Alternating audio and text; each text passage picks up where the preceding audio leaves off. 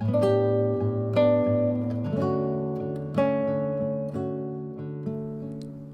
St. Joan of Arc families. Today, on this third Sunday of Easter, we take on Jesus' call to be his hands in the world. Let's begin our celebration with a centering breath. Take a big breath in and let it out. And we'll have our question.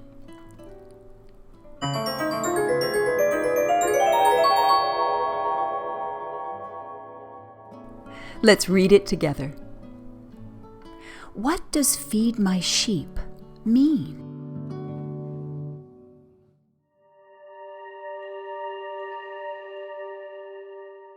In today's Gospel, we see the risen Jesus once again appear to his followers. The Gospel starts with Peter asking the disciples to go fishing with him, just like old times. They fish all night, but catch nothing. Then Jesus appears. At first, just like last week, they don't recognize him. But they start to recognize Jesus once their nets are full of fish. This is a repeat of the scene that happened when Jesus first called the disciples. Remember? They weren't catching anything, and Jesus told them just where to put the nets, and the nets came back full to bursting. So when this scene is repeated, one of them recognizes him. Oh yeah, the fish thing. Then Jesus cooks them breakfast, fresh fish on the beach. And that's when they all know it's him. Jesus is feeding them, as he always did, and they know him. Then he takes Peter aside and asks Peter the same question 3 times. Peter, do you love me? Why 3 times? Remember when Jesus was taken to be killed? Peter denied knowing him 3 times. Peter said, I'm not the man you think I am, the one who was a friend of Jesus. Peter did this 3 times. So it's no accident that Jesus asks the same question of Peter 3 times. And Peter gets it, because he feels sad that Jesus asked the 3rd time. But Jesus doesn't do this to shame Peter. In his return to his disciples, Jesus never shames them. Remember last week's Gospel? He spoke of them needing to forgive each other and themselves. He never spoke of his need to forgive them, because he's already forgiven them. And that's the key. Jesus is asking Peter to remember his betrayal and then to forgive himself so that he can move forward. When he denied Jesus, Peter said, I'm not the man you think I am. Jesus, who according to Peter knows everything, Jesus disagrees. He knows exactly who Peter is, and he knows what Peter can't yet believe, that Peter can be God's church in the world. Jesus feeds Peter first with fish and then with love. He shows Peter that he doesn't have to be perfect to take up Jesus' work. By the 3rd time, Peter seems to believe it too. Here we're seeing Jesus call Peter to bring Jesus' love to the world. When he says, feed my sheep, Jesus means feed people, both their bodies and their spirits. He means share your stuff, make peace, forgive others and yourself, bring people together, and spread joy. As usual with the Gospels, Jesus isn't just speaking to Peter. He's asking all of us to be his church, asking all of us, do you love me? And if so, What are you going to do about it? Now we have a story for you, Stone Soup, retold and illustrated by John Muth, in which a group of traveling monks teaches a village to feed each other and become a true community, a church in the world. Our reader is JP Fitzgibbons.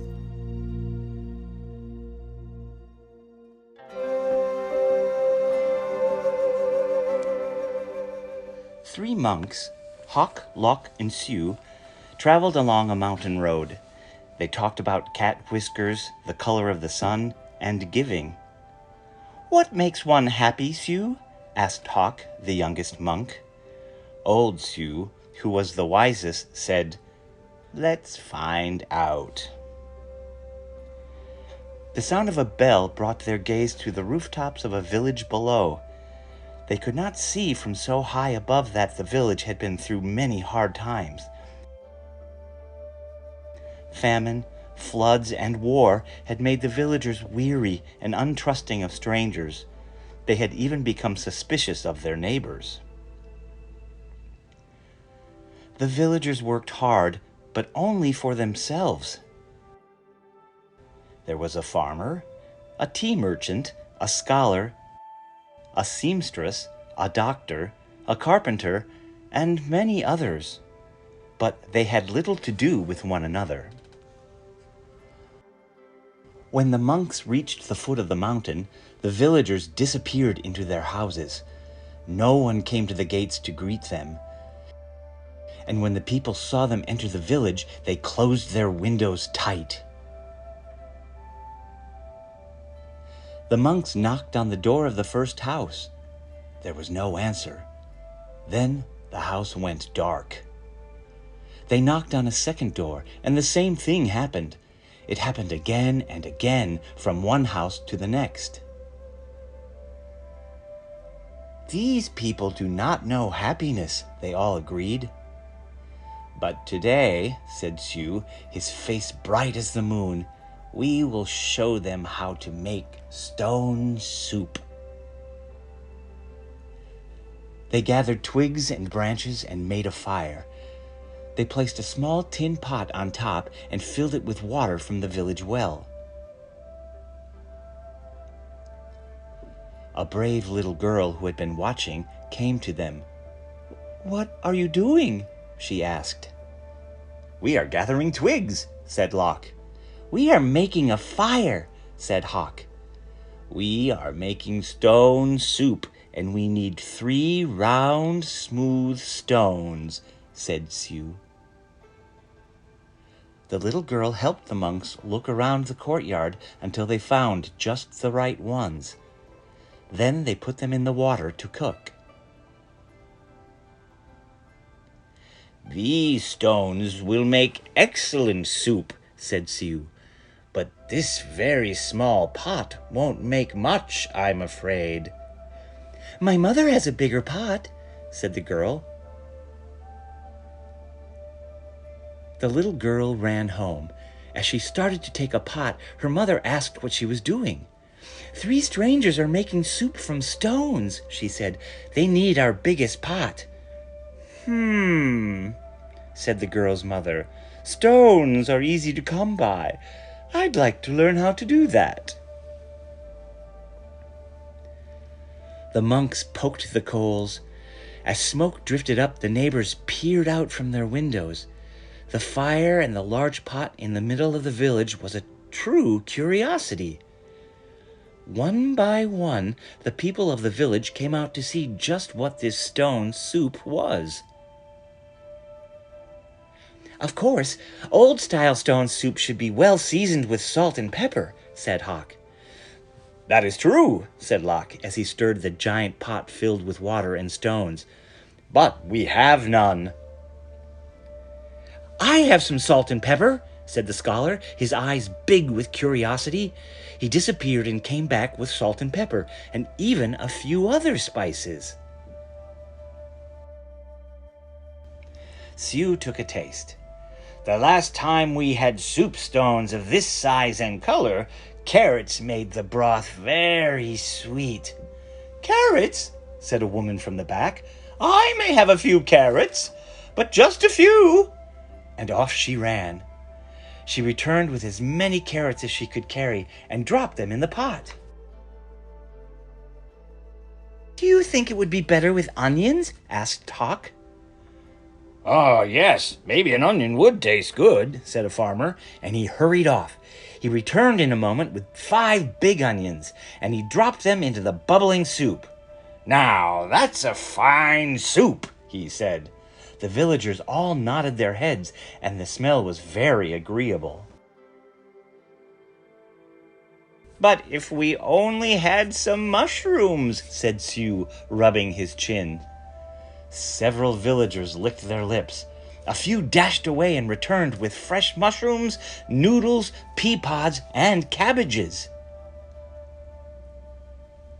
Something magical began to happen among the villagers. As each person opened their heart to give, the next person gave even more. And as this happened, the soup grew richer and smelled more delicious.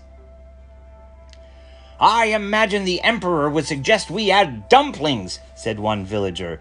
"And bean curd," said another. "What about cloud ear and mung beans and yams?" cried some others. "Oh, and taro root and winter melon and baby corn," cried other villagers. "Garlic, ginger root, soy sauce, lily buds."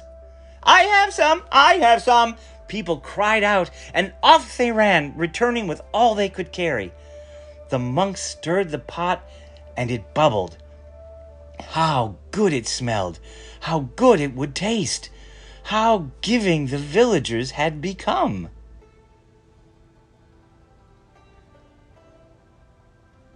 At last the soup was ready. The villagers gathered together. They brought rice and steamed buns. They brought lychee nuts and sweet cakes. They brought tea to drink, and they lit lanterns. Everyone sat down to eat. They had not been together for a feast like this for as long as anyone could remember. After the banquet, they told stories, sang songs, and celebrated long into the night. Then they unlocked their doors and took their monks into their homes and gave them very comfortable places to sleep. In the gentle spring morning, everyone gathered together near the willows to say farewell. "Thank you for having us as your guests," said the monks. "You have been most generous." "Thank you," said the villagers. "With the gifts you have given, we will always have plenty. You have shown us that sharing makes us all richer." "And to think," said the monks, "to be happy is as simple as making stone soup."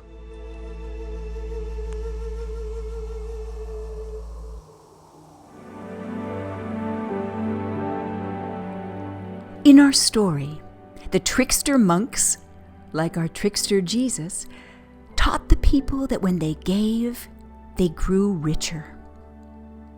As the people feed each other, they are fed. They become a community that understands that their joy comes from creating peace, abundance, and joy for others.